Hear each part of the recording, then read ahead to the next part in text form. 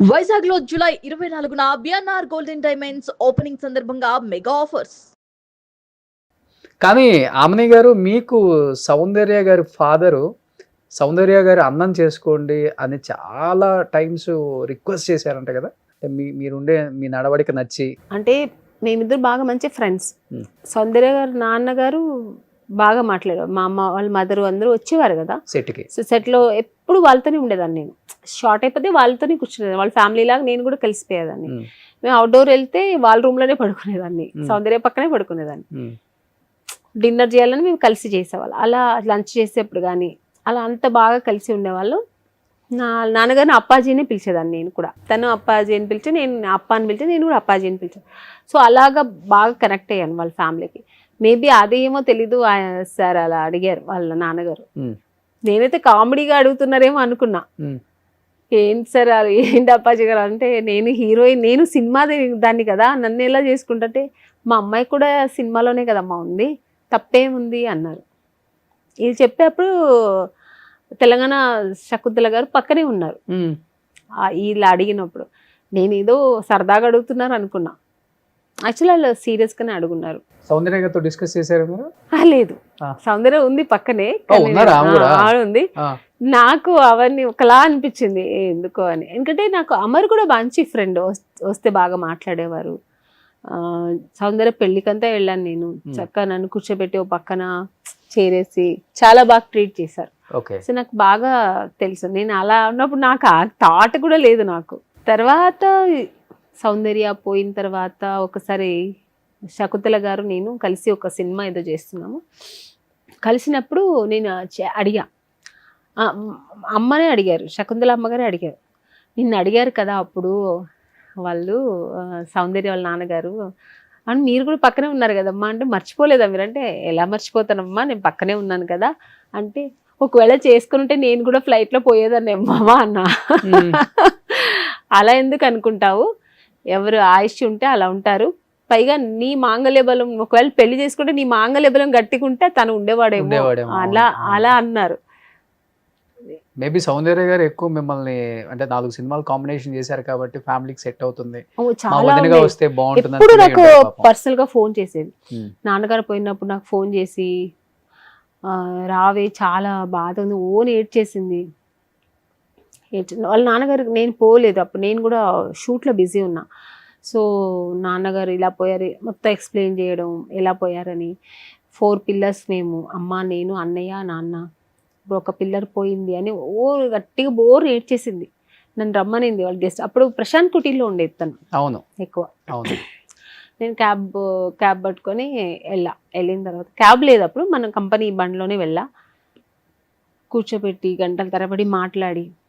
ఎలా డిస్కషన్స్ ఉంటాయి ఇద్దరి మధ్య? ఎక్కువ ఫ్యామిలీ తన పర్సనల్స్ అన్ని నాకు చెప్పేది, నా పర్సనల్స్ అన్ని తనతో చెప్పుకునేదాన్ని. బెంగళూరుకి వెళ్ళిన, షూటింగ్ వెళ్ళినా తను ఏదైనా ఫ్రీగా ఉంటే ఇంటికి రమ్మనేది. బట్ టైం ఉండేది కాదు వెళ్ళడానికి. తర్వాత తను ఒక సొంత సినిమా తీసింది, వాళ్ళు ఓన్ ప్రొడక్షన్ చేశారు. నాన్నగారు పోయిన తర్వాత తనే హీరోయిన్గా ఒక ఆర్ట్ ఫిలిం లాగా చేశారు. ఓకే. అక్కడ మొత్తం హాసన అని కర్ణాటక సైడ్లో సోమనాథ్పూర్ అని మంచిగా ఉంటాయి లొకేషన్స్, అక్కడ షూట్ చేశారు 1 month. అప్పుడు నాకు ఫోన్ చేసి రమ్మనింది. నాకు చాలా బోర్ అనిపిస్తుంది, రావే ఇక్కడ బాగుంటుంది అని. నేను అదే షూట్లో బిజీ ఉండి వెళ్ళలేకపోయాను. అలా అంత క్లోజ్ ఉండేది, చాలా పర్సనల్గా నన్ను చాలా పట్టించుకునేది. పెళ్ళికి పిలిచింది, పెళ్ళికి వెళ్ళాను. కానీ చాలా అంటే పర్సనల్గానే ఉంటారు ఆమె. అంటే ప్రొఫెషనల్ లైఫ్ని ఎక్కువ ఎక్స్పోజ్ చేయరు ఎక్కడ కూడా. అంటే ఒక్కసారిగా మా బీజేపీకి క్యాంపెయిన్ చేయడానికి వెళ్ళారు కదా, అప్పుడే కదా జరిగింది ఆ ఇన్సిడెంట్ కూడా. అంటే ఎందుకు అంత, అంటే వెళ్ళాలని థాట్ కానీ, లేకపోతే ఎందుకని ఆమె అసలు అనుకున్నారు ఆ డిసిషన్ ఆ టైంకి? అది ఉందండి, వెళ్ళామంటే ఇప్పుడు మామూలుగా క్యాంపెయినింగ్ పిలుచుంటారు. తన ఇంట్రెస్ట్ వల్ల, నా అన్నయ్యకి మంచి ఇంట్రెస్ట్ అవన్నీ చేయాలని. పెళ్లి కాలేదు కదా? పెళ్ళయింది అమర్ కూడా. అమర్ పెళ్ళి బాబు ఉన్నాడు అప్పటికి. తనకి పెళ్ళయింది. పెళ్ళి అప్పటికే 1 year అయింది. తన ఏ డిసిషన్ కాదు, అన్ని అమ్మరు. నాన్నగారు ఉన్నప్పుడు నాన్నగారు డిసిషన్, తర్వాత అమర్ డిసిషన్. అమర్ ఏం చెప్తే అది చేసేది. చిన్నపిల్లలాగే తను, ఒక స్టూడెంట్ లాగా ఇంట్లో వాళ్ళు ఏం చెప్తే అది చేసేది అంతే, తనదేం ఉండదు. కానీ హ్యాపీగా ఉంటుంది ఎప్పుడు. చాలా నాన్నగారికి చాలా రెస్పెక్ట్ ఇచ్చేది. దాని తర్వాత ఆ స్థానంలో వాళ్ళ అన్నయ్య గారు పెట్టుకుంది, తనే అన్నీ నాకు అని. తను కూడా అలాగే మంచి బాండింగ్ వాళ్ళిద్దరికి. వెళ్ళారా ఇన్సిడెంట్ జరిగినప్పుడు మీరు ఇంటికి? వెళ్ళాను, ఇంటికి వెళ్ళి అమ్మగారు ఉన్నారు. అసలు పీస్ ఏం దొరకలేదు వాళ్ళు? అప్పుడు వెళ్ళలేదండి. అది నేను చూడలేను. అసలు అక్కడ నేను అసలు టీవీలోనే చూసి అది తట్టుకోలేక టీవీ కూడా ఆన్ చేయలేను నేను అసలు. అంటే నేను విన్నదే ఆ వాచ్ ఒకటే దొరికిందని విన్నాను.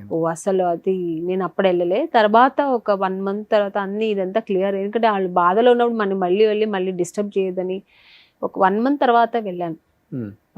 అసలు అప్పుడే ఎంట్రన్స్ లోనే వాళ్ళ నాన్నగారు ఫోటో, తన ఫోటో మధ్యలో పక్కన వాళ్ళ అన్నయ్య ఫోటో పెద్దది పెట్టి ఫ్లవర్స్ పెట్టి, అస్సలు నేను అది చూడలేకపోయాను. నేను వాళ్ళని అలా లైవ్గా నాతో కలిసి నేను చూశాను, వాళ్ళతో కలిసి యాక్ట్ చేశాను అన్నీ.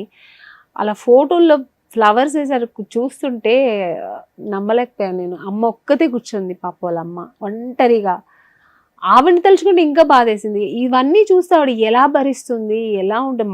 మనకే ఇంత కష్టంగా ఉన్నప్పుడు కన్న తల్లి కదా, భర్త లేదు, 2 పిల్లలు పోయారు, ఒంటరితనం, ఎలా ఉంటుంది ఆవిడ పరిస్థితి. ఆవిడని చూస్తే ఇంకా చాలా బాధేసింది. కానీ బట్ ఆవిడ కొంచెం స్ట్రాంగ్గానే ఉంది. ఇంకేం చేస్తాను చెప్పండి. అవును, కానీ సౌందర్య గారు హస్బెండ్ ఉన్నారు అప్పటికి. హస్బెండ్ ఉన్నారు. ఇప్పుడు ఆయన వల్ల మ్యారేజ్ చేసుకున్నారు కదా, చేసుకుని కిడ్స్ ఏదో చెప్పారు. ఏమో తెలియదు. అసలు ఆయన పెద్ద టచ్ లో ఉంటారు ఇండస్ట్రీతో. కానీ వాళ్ళ రిలేటివే కదా ఆయన. రిలేటివే, సొంత మావయ్యే. వాళ్ళ మదర్ వాళ్ళకి పెద్దనాన్నగారు కొడుకు. ఓ, వాళ్ళ మదర్కి ఓన్ బ్రదర్ కాదు, వాళ్ళ పెద్దనాన్నగారు కొడుకు తమ్ముడే అవుతాడు కదా. అవును. సో తనకి మావయ్య. కానీ ఏమైపోయింది సౌందర్య గారు, ఎన్ని సినిమాలు, చాలా ప్రాపర్టీస్ సంపాదించిన ఆస్తులను ఏమైపోయినాయి? ఏమో అండి, అదని వాళ్ళకే తెలియాలి. బట్ చాలా సంపాదించింది, పాప అనుభవించలేకుండా పోయింది పాప. అవును. అక్కడ బెంగళూరు కూడా చాలా పెద్ద ఇల్లు తను ఇష్టపడి కట్టుకుంది. ఆ ఇంట్లో 1 year కూడా ఉండలే వాళ్ళు. ఇప్పుడు అది ఎలా ఉందంటే దెయ్యాల కొంపలా ఉంది. మొన్న కూడా ఎప్పుడు వెళ్ళినప్పుడు అంటే వెళ్తుంటా, ఆ ఇల్లు చూస్తే అది అమ్మేశారా ఏమో తెలియదు, కానీ మొత్తం దెయ్యాల కొంపలా ఉంది అది చూస్తే. అసలు నేను ఉన్నప్పుడు వెళ్ళాను, ఇప్పుడు చూస్తే అసలు బాధేస్తుంది.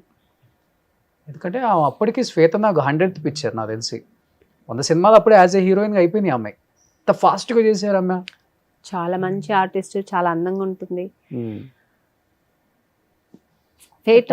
టైం. కానీ సో ఆమె గురించి చెప్పేటప్పుడు ప్రతి ఒక్క కో యాక్టర్ బాగా చెప్తారు. పర్సనల్ కూడా చాలా మంచి క్యారెక్టర్ అమ్మాయి. పర్సనల్ గా కూడా ఎవరి గురించి చెడుగా మాట్లాడదు. తనేమో తన వర్క్ ఏంటో, తనకి ఇష్టంగా ఉన్న వాళ్ళతోనే ఎక్కువ మాట్లాడుతుంది, లేకపోతే ఎక్కువ పెట్టుకో. తను ఎక్కువ నాన్నగారు, అమ్మ, అన్నయ్య వాళ్ళది దాని ప్రపంచం. అప్పటికే ఆమె 1 కోటి రూపాయలు రెమ్యునరేషన్ వెళ్ళిపోయి ఉంటారండి. అది నాకు తెలియదండి. నాకు అంత డీప్ గా అయితే అవన్నీ నేను అడగకూడదు కదా ఆర్టిస్ట్ గా కూడా తెలియదు. బట్ ఎక్కువ ప్రాపర్టీస్ అయితే చేసుకుంది మంచిగా. ఆ ప్లానింగ్ ఉంది. ఫైనాన్షియల్ అంటే వాళ్ళ నాన్నగారు మంచి పక్కా చేశారు. వాళ్ళ నాన్నగారు పోయిన తర్వాత ఆ ప్లేస్ లో వాళ్ళ అన్నయ్య చేశారు. వాళ్ళ అన్నయ్య కూడా మంచిగా ఎక్కడ ₹1 వేస్ట్ చేయకుండా మంచిగా ఇన్వెస్ట్ చేశారు.